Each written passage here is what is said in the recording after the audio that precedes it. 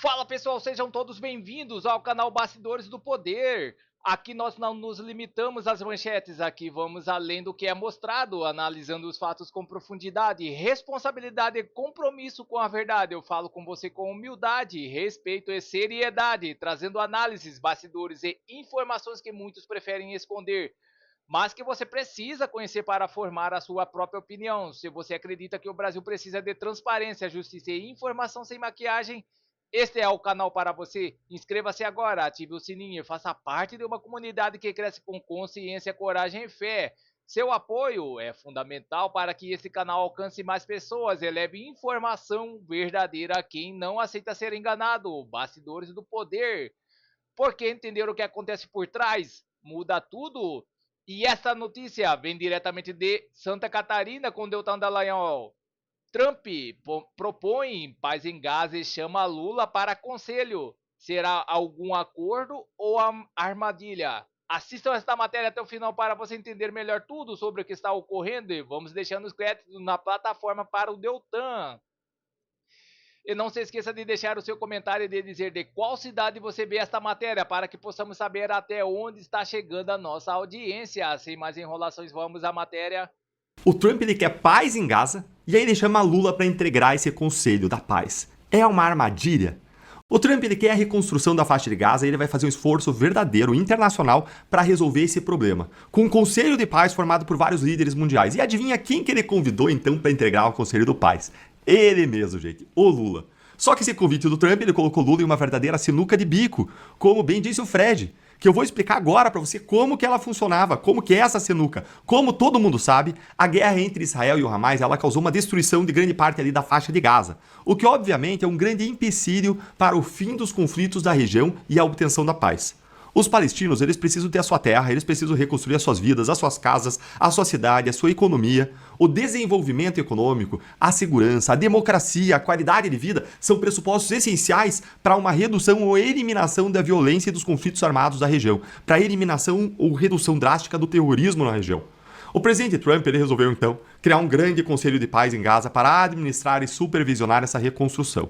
Esse conselho ele vai ser formado por países que foram escolhidos e convidados pelo próprio Trump. E os países vão ter um mandato de 3 anos, podendo ser vitalícia a participação se o país injetar $1 bilhão desde já, agora. O plano envolve designar uma força internacional de estabilização que vai manter a segurança em Gaza e vai treinar uma força policial para suceder o Hamas no poder.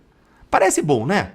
Mas qual que é o problema para Lula aqui? A resposta é que o Trump é um grande aliado de Israel. O Lula é um grande crítico de Israel e da atuação de Israel e até dos Estados Unidos no exterior. O Lula fez o Brasil reconhecer a Palestina como Estado, o que foge completamente da prática dos principais países envolvidos nesse esforço, Estados Unidos e Israel. Inclusive, para quem não se lembra, Lula tentou aprovar no Conselho de Segurança da ONU uma resolução que levasse a um cessar-fogo e a entrada permanente de ajuda humanitária para os palestinos. Mas o texto aí foi vetado pela administração Biden, não foi nem pelo Trump, hein?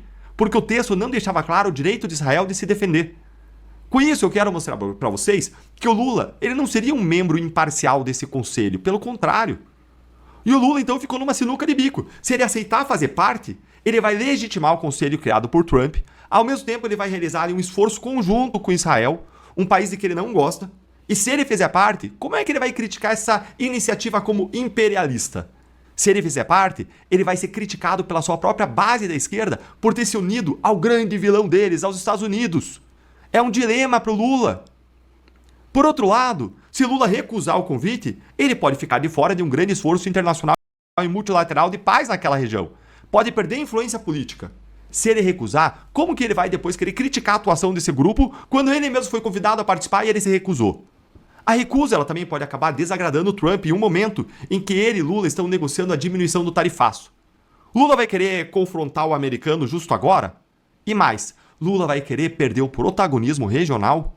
Os outros convidados do Trump sabem que esse é um momento histórico e reconhecem a importância desse conselho. Não à toa. Não é à toa. O próprio Milei, agora nosso vizinho da Argentina, já aceitou participar desse grupo prontamente e pode virar um líder regional nesse assunto caso Lula não integre o tal conselho. Então, com base nisso tudo, será que Lula vai aceitar o convite? Vamos aguardar agora as cenas do próximo capítulo. Você E vamos para mais notícias no site Conexão Política. Direita avança, esquerda se fragmenta e Portugal terá o segundo turno presidencial. Veja os números. Disputa entre Antônio José Seguro, do campo progressista, e André Ventura, da direita, marca a primeira eleição sem definição em 40 anos. A eleição presidencial em Portugal, realizada no domingo, terminou sem definição no primeiro turno. Antônio José Seguro, ex-líder do Partido Socialista, e André Ventura, presidente do partido Chega, foram os mais votados e disputarão o segundo turno, marcado para 8 de fevereiro, com 99% das urnas apuradas, segundo recebeu 31% dos votos válidos, enquanto Ventura obteve 23,61%. Nenhum dos concorrentes atingiu os 50 exigidos para vencer em primeiro turno. É a primeira vez em 40 anos que os portugueses terão de retornar às urnas para definir o próximo presidente da República. O sistema do governo em Portugal, a semipresidencialista, o primeiro-ministro exerce a chefia de governo, mas o presidente da República, ainda que não comande diretamente o executivo, possui funções constitucionais relevantes. Entre suas atribuições estão a nomeação do primeiro-ministro, a promulgação ou veto de leis, a convocação de referendos, o comando das Forças Armadas e representação do país no exterior. Também possui as prerrogativas de dissolver a Assembleia da República e convocar novas eleições, embora essa medida jamais tenha sido adotada na história democrática recente do país. A fragmentação do cenário político e o elevado número de candidaturas já indicavam a possibilidade de um segundo turno. Uma pesquisa boca de urna conduzida pela Universidade Católica para a RTP, divulgada no mesmo dia da votação antecipada, que Seguro e Ventura lideram a disputa. Outros nomes tiveram votação expressiva, mas insuficiente para avançar. João Cotrim Figueiredo recebeu 15,88%. Henrique Gouveia e Melo somou 12% e Luiz Marques Mendes obteve 11%. As eleições expôs a fragilidade da esquerda portuguesa no cenário atual. Durante a campanha, houve apelos para a candidatura à esquerda fossem retiradas em prol de Seguro, na tentativa de evitar um segundo turno polarizado. A aposta no chamado voto útil foi a principal estratégia do ex-dirigente socialista, que centrou sua campanha na união do campo progressista como forma de barrar o avanço da direita. A disputa legislativa anteriores ajudam a contextualizar o resultado. Desde 2019, o Chega passou de um único deputado para 60 parlamentares. O PS, que havia conquistado maioria absoluta em 120 cadeiras em 2022, caiu para 58 deputados. O bloco de esquerda reduziu-se sua representação de 19 para 1 e o Partido Comunista Português passou de 12 para 3 deputados.